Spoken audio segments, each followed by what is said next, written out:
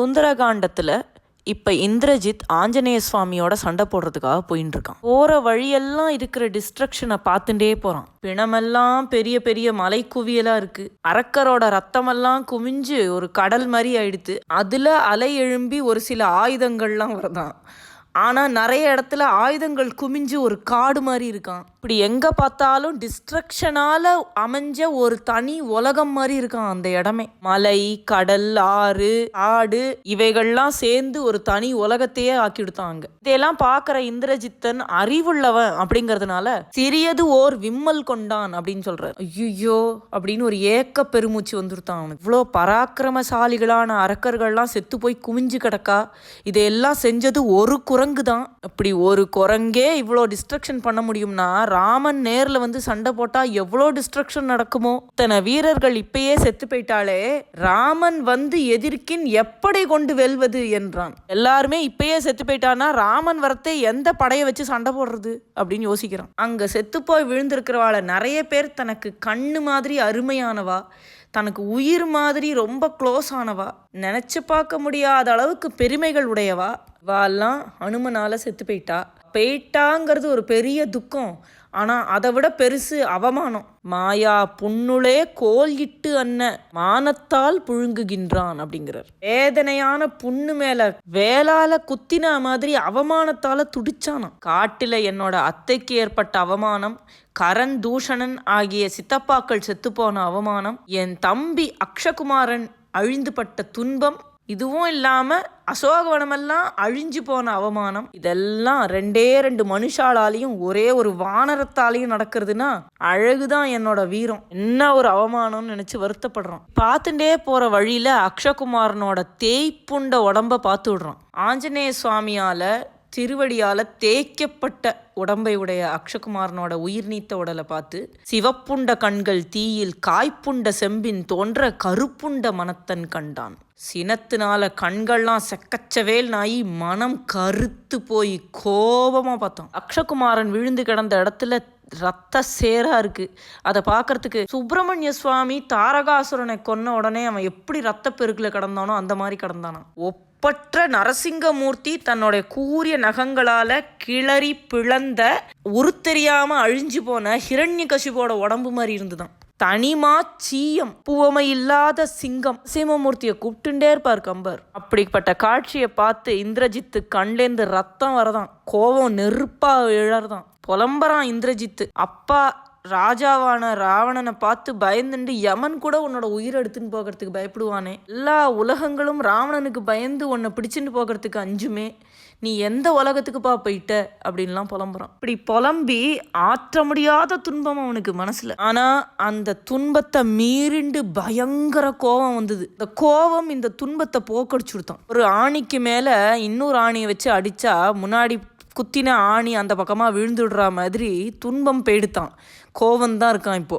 கம்பர் இப்படிலாம் சொல்றார். சீற்றம் என்று ஒன்று தானே மேல் நிமிர் செலவிற்றாகி தோற்றிய துன்ப நோயை உள்ளுற துறந்ததம்மா ஏற்றம் சால் ஆணிக்கு ஆணி எதிர்சல கடாயதென்ன. இப்படி இவன் கோபமா வரத சுவாமி பார்க்கறார். தேர்ல ஏறி சூரியன் உதிச்சு வர மாதிரி இவன் ஒரு தேர்ல ஏறி வரான். பார்க்க திரிபுரங்களை எரிச்ச சம்ஹாரமூர்த்தி மாதிரி கோபத்தோட வரான். இப்ப சுவாமி நினைக்கிறார், ஓ இதுக்கு முன்னாடி வந்த அரக்கர்களை எல்லாம் நான் ஜெயிச்சுட்டேன் போல இருக்கு.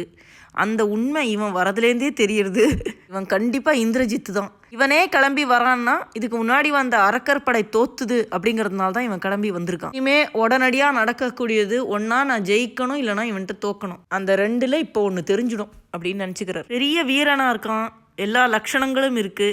இவனை நம்ம கொன்னுட்டோம்னா ராவணன் அடங்கி போயிடுவான். இருக்கிற தெம்புல தான் ராவணன் மேற்கொண்டு கெடுதல் பண்ணிட்டு இருக்கான். ஓ மேகநாதனையே ஜெயிச்சுடுத்தா இந்த குரங்குன்னு பயந்துண்டு ஒருவேளை சீதா பிராட்டியை நம்ம கிட்ட விட்டாலும் விட்டுருவான். உலகத்துல இருக்கிற எல்லா அரக்கர்களுக்கும் ஒரு கர்வபங்கம் மாதிரி இருக்கும். இந்த ஒரு இந்திரஜித்தனை கொல்றதுனால ஏற்படக்கூடிய நன்மைகள் ஒண்ணு கிடையாது. இதனால பலவிதமான நன்மைகள் விளையும். இந்திராதி தேவர்களுடைய ஆதிக்கம் ஜாஸ்தியாகும், அரக்கர்களுடைய பலம் குறையும், மோசமான ராவணனையும் வேரோட அழிச்சவனா ஆவேன். அதனால இப்ப உடனடியா இவனோட போர் செய்து இவனை வெற்றி கொள்றதுதான் முக்கியமான வேலை அப்படின்னு முடிவு பண்ணி இது வரைக்கும் சீரியஸாவே அவர் போரே செய்யல. இப்ப ஒரு திருட நிச்சயத்தோட ஏந்திருந்து நின்று ஆரவாரத்தோட உள்ள நுழைஞ்சு வர சேனா வீரர்களையும் எல்லா விதமான காலாட்படை யானைப்படை எல்லாத்தையும் பார்த்துண்டு ஒரு பெரிய மராமரத்தை கையால் பிடுங்கி உயர்ந்தவரான ஆஞ்சநேயமூர்த்தி நின்னார். கம்பர் யானைப்படையை அவர் எப்படி நிர்மூலம் பண்ணினாருங்கிறது ஒரு பாட்டு எழுதியிருக்கார்.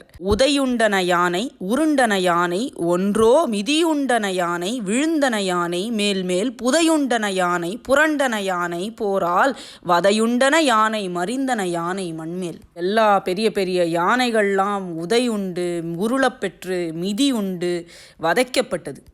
தேர்ப்படைகளை எப்படி அழிச்சார். முடிந்த தேர்க்குலம் முறிந்தன தேர்க்குலம் முரணிற்று இடிந்த தேர்க்குலம் இற்றன தேர்க்குலம் அச்சிற்று ஒடிந்த தேர்க்குலம் உக்கன தேர்க்குலம் நெக்கு படிந்த தேர்க்குலம் பரிந்தன தேர்க்குலம் படியில்.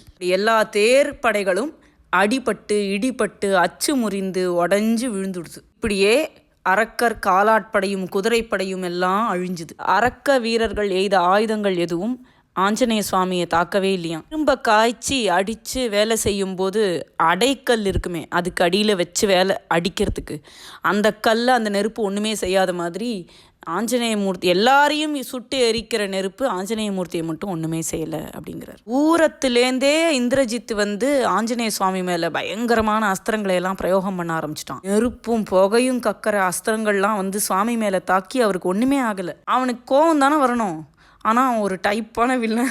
அதை பார்த்து அவனுக்கு சரியான கோபமான சிரிப்பு உண்டாச்சான். இப்போ இந்திரஜித்தோட படையெல்லாம் நிர்மூலமாயிடுது. அவன் ஒருத்தன் மட்டும் பெரிய மலை மாதிரி நின்றுருக்கான். இந்திரஜித்து பயங்கரமாக முறுவலும் கோபமும் கலந்த சிரிப்பு ஒன்று சிரிக்கிறான். அவனை பார்த்து ஆஞ்சநேய சுவாமி வா வா வாங்கோ வாங்கோ சண்டைக்கு வாங்கோன்னு கூப்பிடுறாராம்.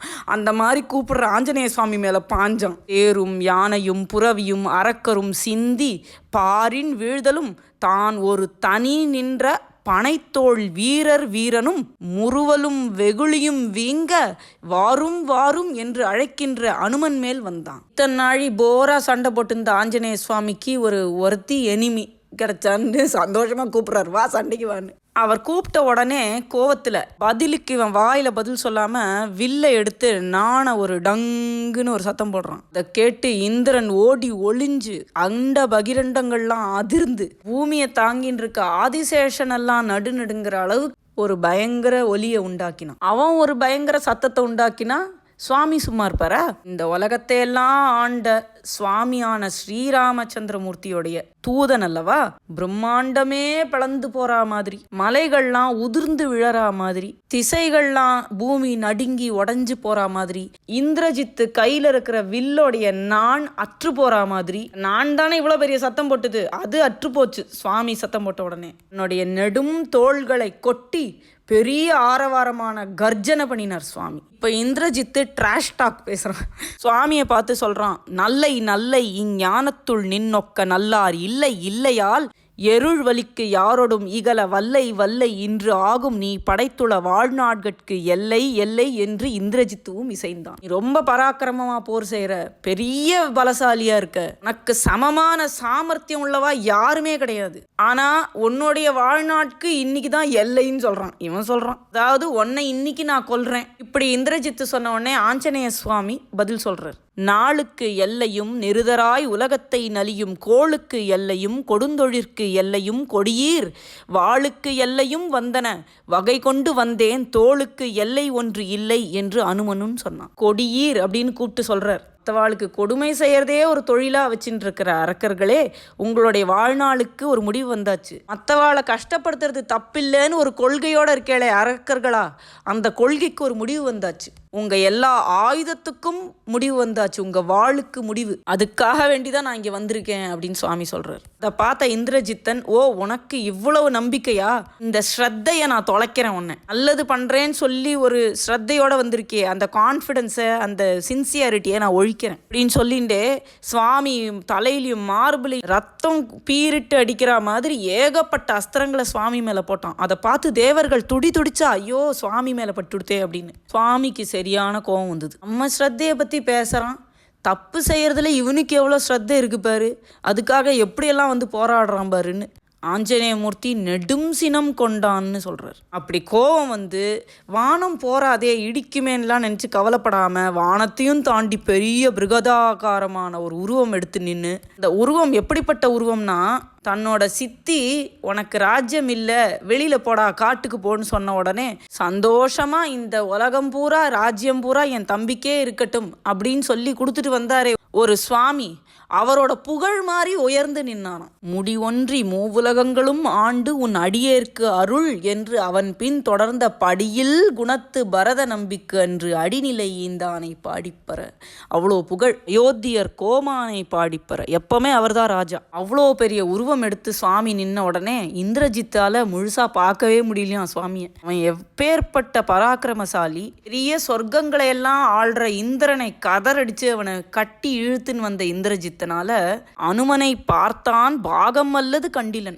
சின்ன போர்ஷன் மட்டும்தான் பார்க்க முடிஞ்சுதான். மயங்கின நாம் என வியந்தான். நம்ம ஏதாவது ஹாலுசினேட் பண்றோமா அப்படின்னு யோசிக்கிறான். அப்படி பெருசா நின்ன ஆஞ்சநேயமூர்த்தியும் கையை நீட்டி இந்திரஜித்து தன்னை நோக்கி எய்கிற எல்லா ஆயுதங்களையும் திருப்பி அவன் மேலேயே விழற மாதிரி திருப்பி அடிச்சாராம். அப்புறம் அவனுடைய தேர்பாகன் அதுல கட்டப்பட்ட குதிரைகளுக்கு பதிலாக கட்டின்னு வந்தானே பேய்களை, அந்த பேய்கள் எல்லாத்தையும் போட்டு அடிச்சு நொறுக்கினாராம். அதனாலதான் பூத்த பிசாச நிக்கட்ட நகிமாவே மகாவீர ஜபு நாம சுனாவே. மகாவீரன் அப்படிங்கிற பேரை கேட்டாலே பேய் பிசாசெல்லாம் நடுங்குமா. உடனே இந்திரஜித்தோட ஒரு ஆள் நல்ல ஜாதி குதிரைகள் பூட்டின இன்னொரு பெரிய தேரை கொண்டு வந்து அவனுக்கு கொடுக்குறான். பெரிய அறிவாளிங்கிறதுனால எல்லா வேலைக்கும் கரெக்டான ஆளை வச்சிருக்கான். அப்படிப்பட்ட ஒரு பெரிய தேர் கிடைச்ச உடனே சுவாமி மேல கண்டினியூஸா மழை மாதிரி ஆயுதங்களை பொழிஞ்சான். சுவாமியோட உடம்பையே மூடி மறைக்கிற மாதிரி ஆயுதங்களை வீசினான். உடனே சுவாமி என்ன பண்றார், அந்த தேர் மேலேயும் குதிச்சு ஏறி எல்லா உலகங்களையும் எந்த வில்லோட துணை கொண்டு அவன் ஜெயிச்சானோ அந்த வில்ல அவன் கையிலேருந்து பிடுங்கின்னு வந்து நன்னா கிளீனா முறிச்சு போட்டு விடுறார். வில்லு போயிட்டா திருப்பியும் சண்டை போடணுமே. இந்திரன் கொடுத்த இன்னொரு வில்லு இருக்கு இந்திரஜித்து கிட்ட. அவன் வந்து தோத்து போன உடனே இவனுக்கு திரையா கொடுத்த வில்லு, அதை எடுத்துன்னு வரான். இந்த கடும் கோபத்தோட ஒவ்வொரு தடவைக்கும் 100 அம்புகள் போய் சுவாமி உடம்புல தைக்கிற மாதிரி அமிச்சுட்டே இருந்தான். ஆஞ்சநேயமூர்த்தி சித்த நேரம் பேசாம இருந்து அதை உடம்புல வாங்கிட்டார். பேசாம நின்று வாங்குறாருனோடனே இது வரைக்கும் சந்தோஷத்துல ஆரவாரம் பண்ணிட்டு இருந்த தேவர்கள்லாம் பயந்து ஆன்னு கத்தி கூச்சலிட ஆரம்பிச்சிட்டா. அறிவை இழந்து கத்துறத பார்த்த சுவாமி ஒரு பெரிய மரத்தை கையால் எடுத்து இந்திரஜித்து தலையில போடுன்னு போட்டார். இந்திரஜித்து தலையிலேருந்து ரத்தமா கொட்டுறது. கொஞ்சம் தளர்ச்சி அடைஞ்சு பேசாம நின்னான். எல்லாம் ஒரு செகண்ட் தான். உடனே திருப்பியும் மேற்கொண்டு ரொம்ப கோவத்தோட வில்ல எடுத்து நிறைய அம்புகளை சுவாமி மேல எஞ்சு எல்லாரையும் நடுங்க வச்சான். சுவாமிக்கு ரொம்ப கோபம் வந்துடுது. ஒரு ராமபாணம் எப்படி வேகமா போகுமோ அதை விட வேகமா கண்ணு மிக்கிற நேரத்துக்குள்ள போய் அவனுடைய பெரிய தேரோட அவனை தூக்கி வீசி எறிஞ்சார். அவன் மேலே எங்கேயோ வானத்தோட எல்லை வரைக்கும் போயிட்டு கண்ணமைக்கிற நேரத்துக்குள்ள தரையில வந்து நொறுங்கி விழுந்தான் தேரோட சேர்ந்து. இப்படி கம்பரோட வர்ணனையை படிச்சா கண்ணு முன்னாடி நடக்கிற மாதிரி இருக்குது. இந்த தேரு மேலே வீசப்பட்ட தேர் தரையில வந்து படுறதுக்கு முன்னாடி விற்குன்னு அதுலேருந்து தப்பிச்சு இந்திரஜித் வானத்துல போய் நின்னுண்டு சண்டை போட ஆரம்பிச்சான். அவன் அதுலேருந்து ஏந்து வெளியில போற அந்த ஒரு செகண்டுக்குள்ள சுவாமி என்ன பண்ணார், மேலே பாக்கி இருக்கிற எல்லா தேர்களையும் அடிச்சு உடைச்சிட்டார். அவன் வேற எது மேலேயும் ஏறின்னு வந்து சண்டை போடக்கூடாதுன்னு. இப்போ இந்திரஜித் பயங்கர மோசமான ஒரு சிச்சுவேஷன்ல இருக்கான். ஏறி சண்டை போடுறதுக்கு எந்த விதமான தேரும் வாகனமும் இல்லை. எப்படியாவது இந்த குரங்கை அழிக்கணுங்கிற ஒரு கடும் கோபம் இருக்கு. அதனால வேற வழி இல்லாம பிரம்மாஸ்திரத்தை பிரயோகம் பண்ணலான்னு முடிவு பண்றான். அது அவ்வளோ யோஜனை பண்ணணும்னு கேட்டா அது அழிவு வந்து எதிரிக்கு மட்டும் இல்லை. பிரம்மாஸ்திரம் பிரயோகமாச்சுன்னா அந்த ஏரியாவே அழிஞ்சு போயிடும். அவன் நாடே தான் அழியும். அது பிரயோகம் பண்ணுறதும் ஈஸி இல்லை. அதுக்கு ஒரு பயங்கர தியானம் வேணும். மனசால ஃபுல் கான்சன்ட்ரேஷனோட தியானம் பண்ணி அந்த பிரம்மாஸ்திரத்தை எடுக்கிறான். பிரம்மாஸ்திரம்ங்கிற அஸ்திரத்துக்கு எதிர் அஸ்திரமே கிடையாது. எல்லா திசைகளும் கிடுகிடுன்னு நடுங்கிற மாதிரி அந்த அஸ்திரத்தை ஏறான். ஆனால் சுவாமியோட தோலை குறிப்பாத்து ஏறான். அது வந்து பயங்கர பவரோட சுவாமியை இருக்க கட்டி விடுறது. கையும் காலையும் சேர்த்து கட்டினா ஒருத்தர் பேலன்ஸ் இல்லாமல் கீழே விழுவாளே, அந்த மாதிரி சுவாமி கீழே விழுறார். சர்வைவ் பண்ணணும்னா பிரம்மாஸ்திரத்தை எதிர்க்கலாம் கூடாது. ரொம்ப உயர்ந்த அஸ்திரம்ங்கிறதுனால அதுக்கு கட்டுப்படுறதே தான் தகுந்த செயல்னு சொல்லி சுவாமியும் கண்ணை மூடிட்டு பேசாமல் கட்டுப்பட்ட மாதிரி இருக்கார். பாடா இவனை கட்டிட்டோன்னு ராட்சசனும் சந்தோஷப்படுறான். வரைக்கும் ஆஞ்சநேய சுவாமியை பார்த்து நடுங்கி ஓடி போய் ஒளிஞ்சிருந்த எல்லா அரக்கர்களும் எங்கெங்கே ஒளிஞ்சிருந்தாலும் எல்லாம் ஓடி வெளியில் வந்து ஆஹா உன்னை கட்டிட்டோம் பார்த்தியா அப்படின்னு ஆரவாரம் பண்ணி அவரை இன்சல்ட் பண்ண ட்ரை பண்ணுறான். அறத்துக்கு ஆங்கு ஒரு தனி துணை என நின்ற அனுமன் அப்படின்னு சொல்கிறான். இந்த இலங்கையிலேயே இதுவரைக்கும் இருந்த ஹிஸ்ட்ரியில் ஆஞ்சநேய சுவாமி தான் முதல் தடவையாக தர்ம தேவதைக்கு ஒரு துணைவனாக வந்தார். அவர் இப்போ கட்டுப்பட்டிருக்கார் அப்படின்னு. இலங்கை ஜனங்கள்லாம் வந்துட்டா, இப்போ எல்லா பப்ளிக் சிவிலியன்ஸ் எல்லாம் வந்துட்டா, வந்து ஒரே ஆரவாரம் பண்ணி கத்தி சந்தோஷப்பட்டு. அப்படி ஒரு நாளைக்கு தேவேந்திரன் ஜெயிச்சு அவனை கட்டி இழுத்துன்னு வந்தானே மேகநாதன், அப்போ எவ்வளோ சந்தோஷப்பட்டாலோ அந்த மாதிரி சந்தோஷப்பட்டாலும். எல்லாருக்கும் இப்போதான் வீரம் பொங்கி பீரிட்டு அடிக்கிறது. குரங்க இப்படி பண்ணுங்கோ அப்படி பண்ணுங்கோன்னு கத்துறா எல்லாரும். எய்யுமின் ஈருமின் எரிமின் போழுமின் கொய்யுமின் குடரினை கூறு கூறுகள் செய்யுமின் மண்ணிடை தேய்மின் தின்னுமின் உய்யுமேல் இல்லை நம் உயிர் என்று ஓடுவார். வாளால வெட்டுங்கோ இந்த குரங்க, நன்னா போட்டு கோடாலியால பழவுங்கோ, கூறு கூறா வெட்டுங்கோ, தரையில் வச்சு தேயுங்கோ, தின்னுடுங்கோ. இதை குரங்கு மட்டும் உயிரோட இருக்கும்னா இனிமே நம்மளால வாழவே முடியாது, நம்மளை கொன்னுடும். இது ஜாக்கிரதையா, இதை இப்பயே சாகாடிச்சுடணும் அப்படின்னு சொல்றான். ஓரிட்டு வெல்ல முடியாத ஒருத்தரை கட்டுப்பட்ட உடனே அடிச்சு கொல்லணும்னு சொல்றதெல்லாம் நல்ல வீரம்தான். இலங்கை நகரத்து பெண்கள் ஆண்கள் எல்லாருமா சூழ்ந்துண்டு எப்படி கொலை செய்யலாம், இந்த குரங்கு பயலை இப்பயே கொலை பண்ணும் அப்படின்னு பேசுறா. எல்லாரும் ஐடியா கொடுக்குறா. நல்ல விஷம் தோஞ்ச ஆயுதம் எல்லாத்தையும் எடுத்து சொருகலாம் குரங்கு மேலே அப்படிங்கிறா. இல்லை கடலில் போட்டு நன்னா அமுக்கி தலையை வெளியில் வராமல் அமுக்கி கொன்னுடலாம் அப்படிங்கிறா. அப்படியும் சாகலைன்னா நெருப்பில் போட்டு வாட்டி விடலாம் அப்படிங்கிறா. குரங்கே நீ பறிச்சுட்டு போனியே எங்கள் ஃபேமிலி மெம்பர்ஸ் எல்லாரையும் சொல்லி அவளையெல்லாம் திருப்பி கொண்டு வந்து கொடு, ஏன் கொன்ன அப்படின்னு சண்டை போடுறா. வேளை தேவர்கள் தான் நம்ம எதிரிகள், அவள் தான் அமுச்சிருப்பா, அதனால தான் இந்த குரங்கு வந்திருக்கு, இவனை எப்படி கொல்றது அப்படின்னு எல்லாரும் மறுகிறா. இங்கே கணவனை இழந்த எல்லா அரக்கி லேடிஸும் வந்து இவன் தலையில் ஏறி உக்காந்தாதான் இங்கே மனசு ஆறும் அப்படிங்கிறா. வால்மீகி ராமாயணத்தில் பிரம்மாஸ்திரத்தால் கட்டப்பட்ட ஆஞ்சநேய மூர்த்தியை கொண்டு வாங்கடா அப்படின்னு இந்திரஜித் சொல்லிட்டு போவான். உடனே ஓடி வந்து இந்த மாதிரி பிடிச்சி கட்டுற அரக்கர்கள்லாம், இந்த மாதிரி கடிச்சுடலாம் தின்னுடலாம் கொன்னுடலான்னு சொல்கிற அரக்கர்கள்லாம் என்ன பண்ணுவா, எதுக்கும் இருக்கட்டும்னு கயத்தாலெல்லாம் போட்டு கட்டுவா. இந்த கயறு கட்டுப்பட்ட உடனே இந்த பிரம்மாஸ்திர கட்டு விட்டு போயிடும். இல்லைனாலும் ஆஞ்சநேய மூர்த்தியை எந்த அஸ்திரமுமே கட்டுப்படுத்தாதுன்னு அவருக்கு ஒரு வரம் இருக்கு. அவர் பிரம்மாஸ்திரத்துக்கு ஒரு மதிப்பு கொடுத்து பேசாமல் கட்டுப்பட்டு இருந்தார். அதோட இல்லை, ராவணனை போய் பார்க்கணுங்கிறதான் அவரோட குறிக்கோள். அரக்கர்கள்லாம் என்னடான்னா அவர் ஒரு நிமிஷம் கட்டின உடனே ஓவரா ஆட்டம் போடுறா. கட்டி இழுத்துன்னு போறவனுக்கெல்லாம் என்ன பெருமை, ரொம்ப அவனே என்னமோ போர் பண்ணி ஜெயிச்சா மாதிரி நடந்துக்கிறான். அவளையெல்லாம் வாழ்த்தரா சுற்றி நிற்கிற இலங்கை ஜனங்கள்லாம். ஆமியும் சரி நம்மளுக்கு ஃப்ரீ டிரான்ஸ்போர்ட் பண்ணுறா, இவா பேசாமல் படுத்துன்னு இருக்கார். போகிற வழியெல்லாம் இவர் தூக்கி எரிஞ்சாரே நிறைய சைத்திய பிரசாதத்தை எல்லாம் எல்லா இடமும், அதனால இடிஞ்சு விழுந்திருக்கிற பில்டிங்ஸ் எல்லாம் மலை மலையா மண்ணு மண்ணா குமிஞ்சு கல்லா குமிஞ்சிருக்கு. எல்லாம் வேடிக்கை பார்த்துட்டே போறார். ஒரு பெரிய மரத்தை குட்டி குட்டியா நிறைய ஆயிரக்கணக்கான எறும்புகள் தூக்கின்னு போற மாதிரி தூக்கின்னு போனாலும். இன்னும் ஆஞ்சநேய மூர்த்தியை கட்டிட்டாங்கிற நியூஸ் தெரியாதவா இப்போ தெரு வழியா ஆஞ்சநேய மூர்த்தியை கொண்டு போறதை பார்த்துட்டு ஐயோ இந்த குரங்கு நகருக்குள்ளே வந்துடுதா அப்படின்னு பயந்து நடுங்குறா. இன்னும் என்னெல்லாம் பண்ண போறதோ அப்படின்னு எல்லாம் வேடிக்கை பார்க்கறதுக்கு ஓடி வந்த அரக்கர்கள் நிறைய பேர் வந்து இன்னும் உடம்பு நடுங்கின்னு இருந்தாலாம். ஒருத்தர் ஆஞ்சநேய மூர்த்தி பண்ணின காரியங்களை எல்லாம் பேசிண்டு இப்படி பண்ணினா தெரியுமா, அந்த குரங்கு இப்படி பண்ணிட்டு தெரியுமா அப்படின்னு பேசிக்கிறாளாம். என்னெல்லாம் நடக்க போறதோ அப்படின்னு பயந்து பேசிக்கிறா. அப்ப சொல்றா, இந்த கட்டு பயங்கரமான கட்டு தான், ஒரு பெரிய அரவம் வந்து கட்டினா மாதிரி எரிக்கிற தன்மையுள்ள கொடுமையான விஷமுள்ள ஒரு நாகம் கட்டியிருக்கா மாதிரி ஒரு வீரியமுள்ள கட்டு தான் கட்டியிருக்கு. ஆனால் அது வீரியமுள்ள கட்டுன்னு பார்த்தா அந்த குரங்கை பார்த்தா தெரியணுமே, அந்த குரங்கை பார்த்தா அது மேலே இந்த கட்டு ஒரு பூமாலையை போட்ட மாதிரி தானே இருக்குது. இந்த குரங்கு துளி கூட அவஸ்தையே படாமல் தேஜஸ்வியாக ஒளி வீசுகிற முகத்தோடு இருக்கே, அது ஏதோ கழுத்தில் யாரோ பூமாலையை போட்டு விட்ருக்க மாதிரி ஜாலியாக போகிறதே, இது ஏதோ நல்லது இல்லை. இதே மாதிரி நம்ம ராஜா கிட்ட இவாள்லாம் போனான்னா இந்த குரங்கு ஏதோ செஞ்சுடும் நம்மளை ராஜாவை அப்படின்னு அவெல்லாம் பேசிக்கிறான். இப்போ என்னமோ பேசாமல் கொயட்டாக வரதே இந்த குரங்கு.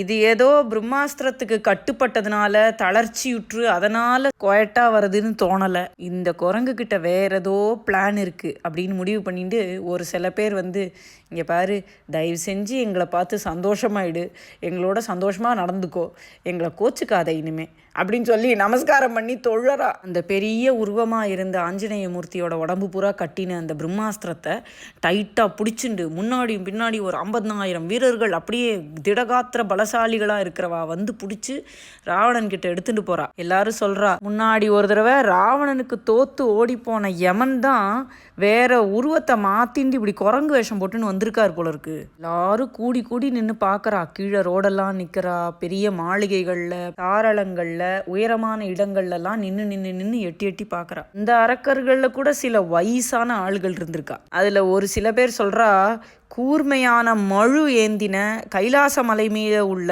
ஒப்பற்ற சுவாமியான பரமேஸ்வரன் அழகான சீதாதேவியோட கற்பின் மாட்சியால, அசைக்க முடியாத அவளுடைய கற்பின் பெருமையினால கூர்மையான பற்களை உடைய ஒரு குரங்கோட வடிவை எடுத்துட்டு நம்மளுடைய அழகான நகரமான இலங்கையை கம்ப்ளீட்டா அழிக்கலான்னு வந்திருக்கார். வேடிக்கை பார்க்க வந்த ஜனங்கள் கூட்டத்துல இது வரைக்கும் ராவணன் எந்தெந்த உலகத்துக்கெல்லாம் போய் எந்தெந்த பெண்களையெல்லாம் அபகரிச்சுன்னு வந்தானோ அந்த பெண்கள்லாமும் வந்து நின்று ஆர்வத்தோட வேடிக்கை பார்க்குறான். அரம்பையர் அப்படின்னா தேவ மகளிர், கந்தர்வ பெண்கள், நாகலோகத்து கன்னிகைகள், யக்ஷ கிண்ணற கந்தர்வ எல்லா ஜாதிகள்லையும் இருக்கிற பெண்களை எல்லாம் பிடிச்சின்னு வந்திருக்கான். இங்கே கூடி வந்து நின்று இறைச்சலான சத்தத்தோட ஒருத்தருக்கு பேசிக்கிறா. சுவாமியான ஸ்ரீமன் நாராயணனும் பிரம்மாவுமா சேர்ந்துட்டு ஒரு ஊழெடுத்துன்னு வந்திருக்கான்னு சில பேர் சொல்றா. இலங்கையில இருந்த பிரஜைகளுக்கு ராவணன் ஒரு ஹீரோ. நம்ம நாட்டு மேல படையெடுக்க யாருக்குமே தெம்பு கிடையாதுன்னு ஒரு கர்வத்தில் இருந்தா. அதனால அவளா ஒரு சப்பக்கட்டு கட்டுறா. நாராயணனும் பிரம்மாவும் சேர்ந்து வந்தாதான் இவ்வளோ தூரம் டிஸ்ட்ரக்ஷன் பண்ண முடியும் நம்ம நாட்டை, இல்லைன்னா அவளால் தனியாக வந்து நம்மளோடலாம் சண்டை போட முடியுமா அப்படின்னு. இப்படி அரக்கர்கள்லாம் அச்சம், வெறுப்பு, கோபம் இதெல்லாம் கொண்டு வெறியோட பார்த்துட்டு இருக்கும்போது இந்த அரக்கர்களால் சிறைப்பிடித்து கொண்டு வரப்பட்ட பெண்களான தேவ மகளிர், வித்யாதர பெண்கள், இந்த பெண்கள் எல்லாம் நெடுமழை கண்ணின் நீர் கரக்கிலர் ஓப்பனா அழ ஆரம்பிச்சிட்டா. கண்ணெல்லாம் தண்ணியாக கொட்டுறது. அவளால் சகிக்க முடியல, அடக்க முடியல அந்த வேதனை. அவள் வந்து இங்கே சிறைப்பட்டு இருக்கோமே, நம்ம என்ன தப்பு பண்ணினோம், இது என்ன ஒரு அநியாயங்கிற ஃபீலிங் இருக்குமே, இவளுக்கெல்லாம் ஒரு காலம் உண்டுடா அப்படின்னு மனசில் நினச்சிருப்பாளே. அதை கண்ணு முன்னாடி ஆஞ்சநேய சுவாமி கொண்டு வந்துட்டாரே. கேட்கிறார், இப்படி ஓப்பனா அழறாளே, மனசு நோவும் ஆனந்தமும் ஒரு விதமான எல்லா விதமான உணர்ச்சிகளும் கலந்து கண்லேருந்து தனியா அவளுக்கு கொட்டுறதே. அது விரைகுழல் சீதை தன் மெலிவு நோக்கியோ இரக்கமோ அறத்தினது எளிமை எண்ணியோ. அவ சீதை இப்படி அவஸ்தப்படுறாளே, அவளுக்கு ஒரு நீதி கிடைக்கிற மாதிரி இருக்கேன்னு சந்தோஷத்துல அழறாளா, இல்ல இப்படி இவா அநியாயம் பண்ணுறாளே, இவாளுக்கு ஒரு முடிவு வராதான்னு நினைக்கும் போது ஒரு தெய்வம் மாதிரி வந்தாரே ஆஞ்சநேயமூர்த்தி, அவரை பிடிச்சுட்டாளே அப்படிங்கிற வருத்தத்தில் அழறாளா, இல்லை தர்மம் இவ்வளோ ஈஸியாக கிடைக்கிறதே அப்படின்னு நினச்சின்னு அழறாளா. இந்த உலகத்தில் தர்மமே இல்லையான்னு எத்தனை தடவை நினச்சி வருத்தப்பட்டிருப்பா. அப்போ தர்மம் கண்ணு முன்னாடி வந்ததுன்னா அவளுக்கு எப்படிப்பட்ட உணர்ச்சி வேகம் இருக்கும். இப்படி எல்லாராலையும் சூழப்பட்டு தூக்கிண்டு செல்லப்பட்ட ஆஞ்சநேயமூர்த்தி இந்த கட்டை விடுவிச்சுட்டு போகணும்னு துளி கூட ட்ரை பண்ணலை. போய் தான் பார்க்கணும் ராவணனை, பேசாமல் போகலான்னு முடிவு பண்ணார். அவர் நினச்சிக்கிறார், என்னுடைய அப்பாவான வாயுதேவனோட கருணையினாலையும் ஸ்ரீராமரோட திருவடியே நினச்சின்னு இருக்கிறதுனாலையும் சீதா பிராட்டியும் தேவர்களும் எனக்கு கொடுத்துருக்க வரங்கள்னாலையும் இந்த பிரம்மாஸ்திரத்தை நான் ஒரு செகண்டில் செதறடிச்சிட்டு வெளியில் போக முடியும். பட் போகக்கூடாது. இலைப்படைஞ்சா மாதிரி பேசாமல் இருக்கிறது தான் கரெக்டுன்னு நினைக்கிறார். ராவணனோட சபைக்கு போகலாம். அங்கே அவனுக்கு மந்திராலோசனை சொல்லக்கூடிய பெரியவாலாம் இருப்பாளே, அவ முன்னாடி வச்சு ஸ்ரீராமர் கட்டளை இட்டபடி மேலே நடக்கக்கூடிய செயல்களை எல்லாம் நான் எடுத்து சொன்னா, அதனால விளையக்கூடிய விபரீதங்களுக்கு பயந்து ஒருவேளை ராவணன் மனசு மாறி சீதா பிராட்டிய நம்ம கிட்ட திருப்பி தரக்கூடும், போய் அதனால் பேசி பார்க்கலாங்கிறார். இது மட்டும் இல்லாமல் இப்படி கொயட்டா போகிறதுனால ராவணனுக்கு யாரெல்லாம் துணைக்கி இருக்கா, அவனுடைய வலிமைகள் என்ன, இப்படி ஸ்ரீராமரோடைய மெசேஜை நான் ராவணன் கிட்ட சொன்ன உடனே அவன் எப்படி நடந்துக்கிறான், அவன் என்ன சொல்கிறான், இப்படி சொல்லப்படுற வார்த்தைகள்லேருந்து அவன் மனசு உறுதி, என்ன மனோ நிலைமையில் இருக்கான் எல்லாமே தெரிஞ்சுக்கலாம். அவனுக்கு மேற்கொண்டு இதே கெட்ட வழியில் போகிறதுனால ஏற்படக்கூடிய அபாயங்களை பற்றி எடுத்து சொல்லலாம். ராவணனையே ஜெயிச்ச வாலிய சுவாமி வதம் பண்ணினார். எப்படி குரங்கு படை அளவற்றதா இருக்கு, சூரிய புத்திரனான சுக்ரீவனுடைய வலிமை என்ன, இதெல்லாம் நான் நேரில் போய் சொல்லலாம். இதையெல்லாம் தாண்டி ஸ்ரீராமச்சந்திரமூர்த்தியோட ஆற்றலும் வலிமையும் அவன் மனசுல பதிகிற மாதிரி சொல்லலாம். எல்லாத்தையும் சொல்லிட்டு பாக்கி இருக்கிற அரக்கர்களையும் நன்னா அழிச்சுட்டு மொல்ல பைய போதலே கருமம் அப்படின்னு நினைச்சு ஆஞ்சநேய சுவாமி கொயட்டா இருந்தார். இப்படியெல்லாம் சுவாமி சிந்திச்சுன்னு வரும்போது பராக்கிரமசாலியான இந்திரஜித்து எல்லாரும் புடைசூழ ஆஞ்சநேய மூர்த்தி எடுத்துன்னு ராவணனோட அரண்மனைக்கு எடுத்துன்னு போகிறான். அவன் உள்ளே போய் ராவணனை பார்க்கறதுக்கு முன்னாடி ஓடி போய் சொல்கிறா இந்திரஜித்தோட வேலையாட்கள்லாம், மகாராஜா இந்திரஜித் அந்த குரங்கம் பிரம்மாஸ்திரத்தால் கட்டிட்டார், அதை கொண்டு வரார் அப்படின்னு சொல்கிறான். அதை கேட்ட உடனே பெரிய ஈகோட்டிஸ்டிக்கல் மெகலோமேனியாக்கான ராவணன் மகிழ்ச்சியால் ஓங்கிய மனசுடையவனாகி தன்னுடைய பரந்த மார்பிலிருந்து ஒரு முத்து மாலையை கேட்டிய வாளுகள்லாம் தரான். உடனே சொல்கிறான், ஒரே பூரிப்பும் சந்தோஷமா, நீங்கள் உடனே ஓடி போய் இந்திரஜித்துக்கிட்ட அந்த குரங்கை கொல்லாமல் என் முன்னாடி கொண்டு வந்து நிறுத்த சொல்லு அப்படின்னு சொல்கிறான். உடனே அந்த ஆட்கள்லாம் ஓடி போய் இந்திரஜித்துக்கிட்ட சொல்கிறான். அம்பர் சொல்கிறார், இந்த இடத்துல இதை நிறுத்திட்டு சீதை என்ன பண்ணினான்னு சொல்லலாம் அப்படிங்கிறார். சீதைக்கு இருந்த ஒரே ஆறுதலான திரிஜடா விபீஷணனுடைய பொண்ணு. அவள் அப்பப்போ வந்து சீதைக்கிட்ட என்னென்ன நடக்கிறது அப்படின்னு சொல்லிட்டு இருந்தா. ரொம்ப அழகான அசோகவனத்தை முழுசாக ஒழிச்சுட்டார், எண்ணிலடங்கா அரக்கர்களை அழிச்சுட்டார் அப்படின்லாம் அப்பப்போ அவள் வந்து சொல்லும் போதெல்லாம் கேட்டு மனசு சந்தோஷப்பட்டா சீதா பிராட்டி. இப்போ வந்து மகா வீரனான ஹனுமனை வந்து பிடிச்சிட்டு போயிருக்கான்னு அந்த துளி கூட களங்கமில்லாத மனசை உடைய திரிஜடா வந்து சொன்னவொடனே உயிரை வெறுத்தவளான சீதை வந்து ஐயோ அப்படின்னு வருத்தப்படுறா. சீதை பார்க்கறதுக்கு உடம்பெல்லாம் புழுதி படிஞ்சிருக்கான். ஒரு அழகான சித்திரத்து மேலே புகை மூடி இருக்கா மாதிரி இருக்காளாம். பூவோட தன்மையுடைய மெல்லியல் சீதை ஒரு அம்மாவான அன்னபக்ஷி தன்னுடைய குஞ்சு ஒரு பாவி வேடன் கையில அகப்பட்டுடுத்தே இப்ப என்ன பண்ணுன்னு தவிக்கிற மாதிரி அவ தவிச்சாளாம். ஜெகன்மாதாவான மகாலட்சுமியே அவதாரமான சீதை ஆஞ்சநேயமூர்த்தி தன்னோட குழந்தை அது நல்லபடியா இருக்கணுமேனு கவலைப்படுறா அப்படின்னு சொல்றார். அப்படி வருத்தப்பட்ட மாதாவான சீதை என்ன சொன்னா அப்படிங்கிறத அடுத்தது பார்க்கலாம்.